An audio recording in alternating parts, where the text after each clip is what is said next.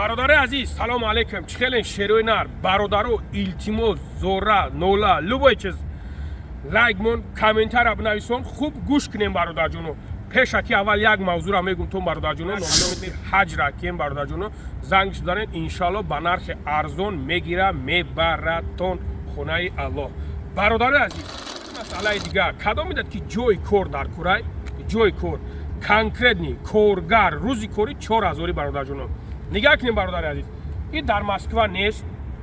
تو از کور در مسکو های یعنی که کورگر از تاجیکستان اگر باشه از تاجیکستان میگیرش روس میگیره میورش مسکو خودش پلاتید میکنه بیلیچ خودش همه چیزش میکنه برادر جونم سروچنی همین برادر در کورگر در کوش دیگه شما میتونین که زنگش بزنین ای تاجیکستان خودش بلیط میگیره خودش میگیره میوراتون سکلاد دستکلاد کور میکنین راز نرابوچی روزی کوری 4000 برادر جونم دیگه چیکو کنم میشه روی نه دیگه چیکو کنم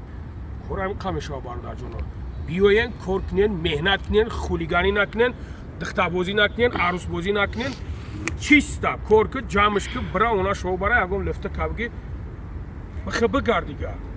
این همین خیلی برادر جونم بیاین کور کنین زنگش بزن مردن که تاجیکستان هم خیلی میگیره میورد مسکو کور میکنیم با اسلوبیای خوب داره برادر جونم 6 ماه کار میکرده که با وابشه پاگزا کیم چی چیزایش بیسپلاد نبوده است مثلا همین آوردنش هم خیلی مقصد میگیره میورد همیناش به پول بوده است خیلی است نگاه کنید برادر جونم من کم تر فراموش کردگیم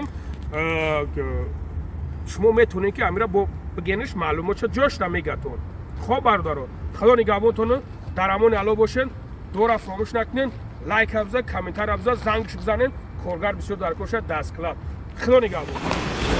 سلام دوستان شما در شهر مسکو هستین با شما تلفن و اکسسوارهای ارزان و با صفت در کار پس بیاین با مغازین ما آدرس ما مترو بوتیلسکا ویخدی 4 торговый центр зеленый